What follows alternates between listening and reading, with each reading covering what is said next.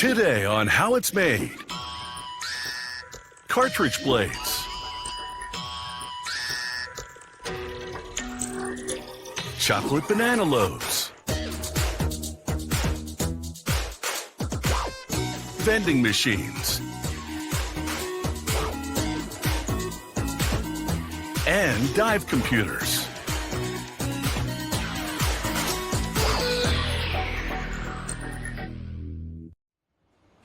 Developed in the middle of the 20th century, the cartridge blade is an invention with many cutting edges. The plastic cartridge houses up to 5 razor blades. With multiple blades, fewer shaving strokes may be necessary, which results in a faster shave. For the multi-bladed cartridge razor, getting rid of stubble is no trouble. When the many blades become dull, the cartridge can simply be popped out and replaced with a new one. Making cartridge blades starts with coiled steel strips that are a few miles long. The strips unwind around guide rollers that orient them for entry into punch machines. Revolving cylinders help feed the steel strips to the punches. The punches cut holes in the steel, spacing them at precise intervals.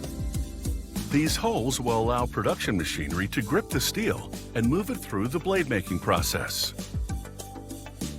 Machinery pulls the steel ribbons through an oven, which heats them to a searing 1832 degrees Fahrenheit. The steel then enters a cooling chamber, followed by another oven. The temperature extremes change the steel's molecular structure. It becomes harder and stronger. The steel rewinds and then unwinds between grinding stones that hone the edge into a very sharp Gothic arch profile. They're now ready to break the steel into individual blades. A mechanical punch snaps it and it breaks cleanly. With the skewer holding the blades in alignment, a technician scrutinizes the edges for any defects. After applying coatings to prevent rust and add durability, they bake the blades in a special furnace. This binds the coatings to the blades. At another station, they transform plastic pellets into the razor cartridges. This machine melts the pellets and injects the liquid plastic into molds as pressure is applied. The plastic solidifies into the shape of razor cartridges. The cartridges bounce along a circular feeder. The feeder orients them front side up and then funnels them into the next machine. This one resembles an octopus with numerous tentacles. The tentacles are robots. The first one places the cartridges in a fixture on a revolving table. As the table turns, it serves up the cartridges to the next robots in the assembly line. In quick succession, these robots snap a total of 5 blades into the cartridges. By now, the holes used to move the blades through the assembly process have been trimmed off, and it's a perfect fit.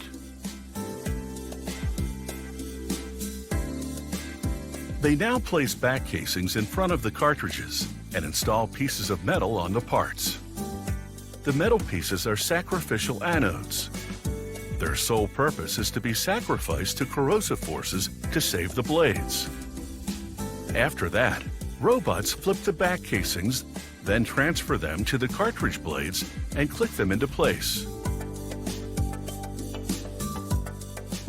The cartridge blades are now fully assembled. The robotic system takes them into a station with more quality control cameras. If no problems are found, the blades move into another mechanized system. This one installs a temporary plastic cover to protect the consumer and keep the blade sharp until it's time for a shave. Robotic arms pick up the clear plastic protectors 2 at a time and place them in slots in the assembly machine. They then snap the cartridge blades into the plastic covers. With the protectors in place, The robots send the cartridge blades down a chute and into a bin. They're now ready for retail and the business of personal grooming.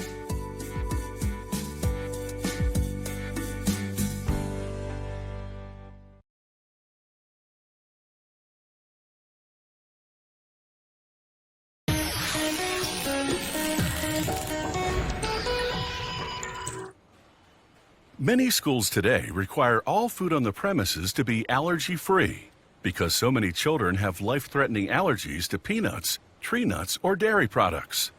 Often these allergies are so severe that just touching or inhaling the allergen can cause a potentially deadly reaction. These kid-sized chocolate chip banana loaves contain no peanuts, tree nuts, or dairy products. Nothing else this company makes contains them either, to eliminate any possibility of cross-contamination. As a further precaution, all the ingredients come from suppliers whose facilities are also entirely peanut, tree nut, and dairy-free. To make the batter, workers first combine water, canola oil, and sugar. Then they add pureed banana and mix until the ingredients are well blended. They add wheat flour, then sea salt, baking soda, and preservatives such as citric acid, routinely used in packaged foods, to prevent the growth of bacteria and mold. The final ingredients are eggs and chocolate chips. Not milk chocolate because these snacks are dairy-free. Instead, chocolate chips are custom-made for this bakery by a producer of certified kosher parva foods, meaning the products contain neither meat nor dairy ingredients. A pump moves the finished batter from the mixing bowl to a large hopper that feeds the automated production line. At the start of that line, more than 600 20-loaf baking pans pass under spray nozzles, which lightly grease them with canola oil. This prevents the baked loaves from sticking to the pan. Then, the pans enter the depositor, which drops 1.5 ounces of batter into each loaf cavity. This one batch of batter produces 6,666 loaves. The filled pans enter a multi-level vertical oven, in which they zigzag up and down 13 baking zones of varying temperatures. After 27 minutes, the loaves are fully baked. However, they can't be packaged yet because they're piping hot. So the next station on the line is a multi-level vertical cooling chamber.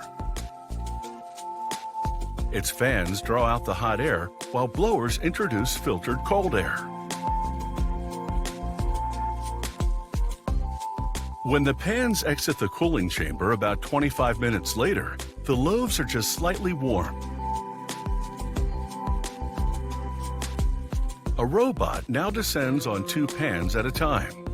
It jabs the loaves with needles to lift them out, then withdraws the needles to drop them on a conveyor belt that's ventilated to help the loaves finish cooling. This belt transfers them to a narrower one that leads to the packaging area. There, workers line up the loaves in single file on a track that leads to the wrapping machine. Each loaf is roughly 3.5 by 2 inches and 1.5 inches high. Even though each one started out as 1.5 ounces of batter, some moisture evaporated during baking, reducing the final loaf weight to 1.4 ounces. Under the watchful eye of a sensor, the loaves enter the wrapping machine, where printed transparent film envelops them. The 2 edges of the film overlap slightly underneath the loaves. The machine seals the edges with a combination of heat and pressure. Then it simultaneously seals and cuts the film in between the loaves. Each chocolate chip banana loaf is now individually wrapped. Workers pack the snacks into their retail packaging.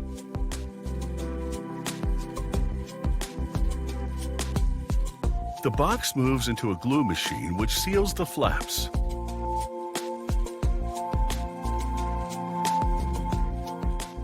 The bakery conducts several quality control checks throughout production.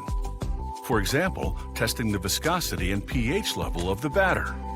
It also tests the finished product. Once per hour, they cut up a loaf and place the pieces in a moisture analyzer. The correct moisture level ensures that the loaf has a proper cake texture and isn't dry. Because as much as this snack needs to be safe for kids with allergies, it also has to taste great.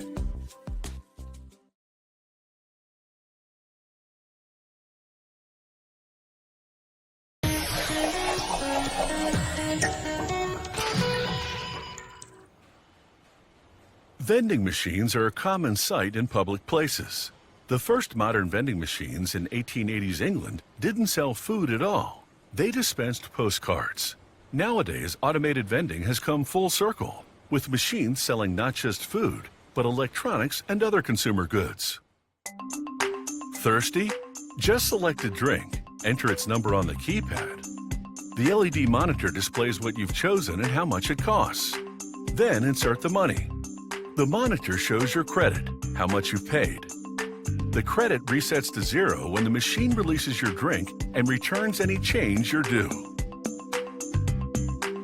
The vending machine has a welded steel body onto which workers assemble the other components, such as the see-through refrigerator and an LCD monitor to display advertising.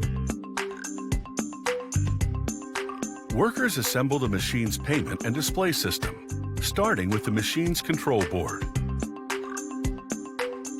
They install the LED monitor and the keypad, which are integrated into a single unit. After bolting the unit securely in its window in the housing,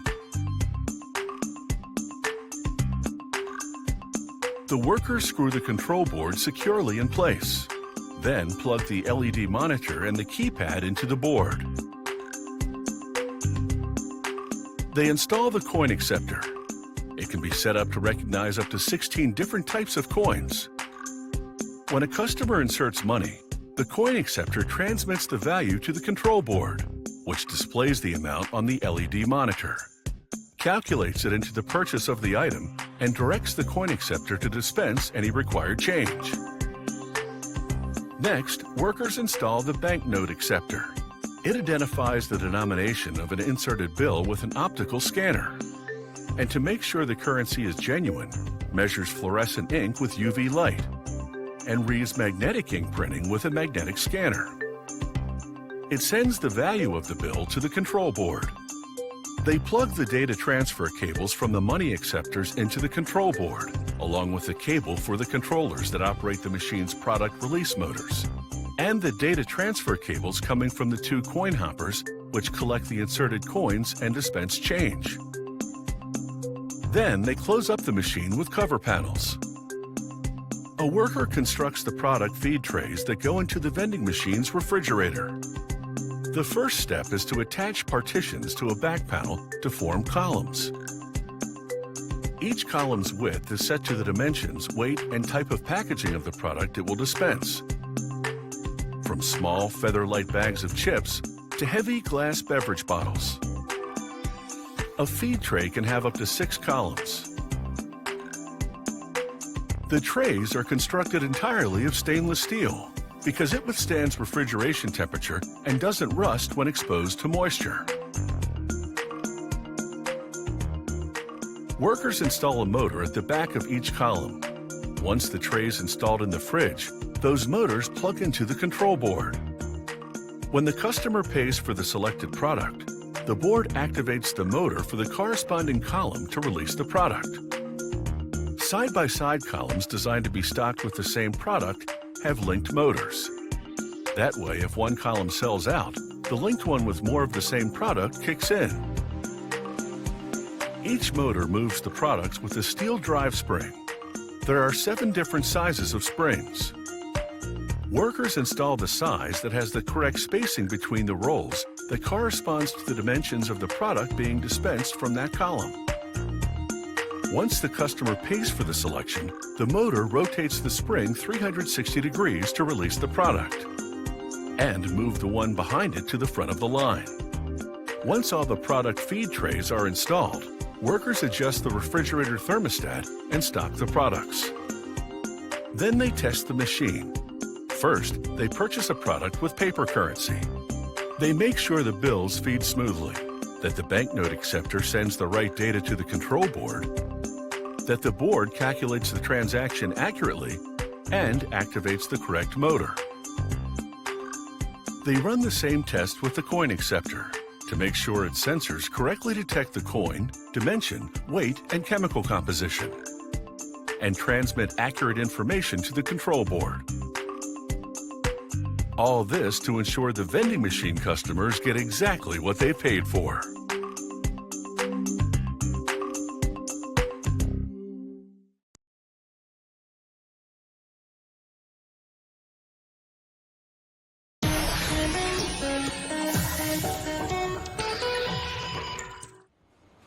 Dive computers help divers safely return from the deep. These wrist computers keep tabs on the time and depth of the dive, and they calculate a safe ascent. The journey back to the surface must often be done in stages, or the diver could fall victim to decompression sickness. A dive computer is something someone wears when they're ready to take the plunge. Strapped to the wrist like a watch, it provides critical safety data during the dive. They start with panels of 4 printed circuit boards. A technician confirms that the tracks and pads are correctly located. A conveyor then takes one of the panels into a machine that precisely positions a metal mesh stencil over it. An automated squeegee spreads solder paste onto the circuit boards through the open areas of the stencil. The solder paste will act as glue for over 100 tiny electrical components. Next, the circuit boards receive those electrical components. A robot peels them off plastic strips and places them on the soldered areas at an impressive rate of 13,000 pieces per hour. The parts include microprocessors, sensors, and memory chips. Then the circuit boards head into an oven with several different heating and cooling zones. As they travel through these zones, the soldering particles melt to bond the components to the circuit boards. Passing through the cooling zones, the solder hardens, and this solidifies the bonds. The circuit boards have now received all of the necessary parts. A technician places the panel of circuit boards in an automated optical inspection machine. Here, a camera takes a picture of the panel and sends it to a computer. The computer scans the circuit boards for missing components, positioning errors, and soldering defects. If there are no flaws, the panels move on to a programming station. Here, a technician positions them under probes. The probes descend and load software into the microprocessors. This brings them to life and enables them to control all of the board's functions. Another technician trims and cuts the panels using circular saws. She then punches out the 4 round circuit boards and transfers them to a tray that has an electrically conductive surface. The surface protects the boards from mechanical and electrical shocks until they're ready to be assembled into the dive computer module. Now the fabrication of that module begins. The technician places a buzzer mechanism behind a backlight. She transfers the 2 of them to the reverse side of a display screen. She places a plastic framework on top, and she inserts rubber connectors in it. These little rubber parts will make the connection between the circuit board and the digital display. The next assembler inserts the circuit board into the digital display unit.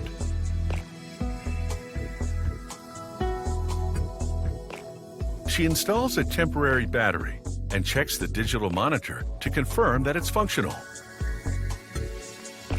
Satisfied that it's in good working order, she sets it aside temporarily.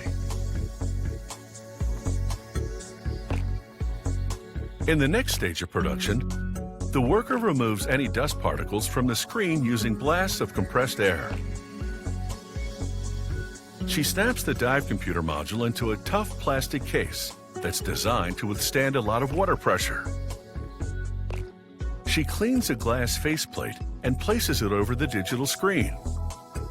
This faceplate will protect the screen from water. The next part is a metal bezel. It surrounds the faceplate and will be used to secure it to the casing. She flips the assembly around and screws the bezel to the case from the back. She inserts the computer battery into a titanium backplate.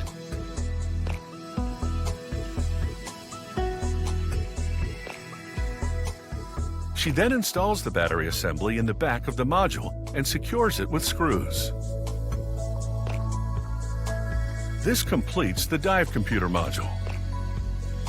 All that's left is to attach the wrist strap, and this dive computer is ready to probe underwater and provide critical safety information.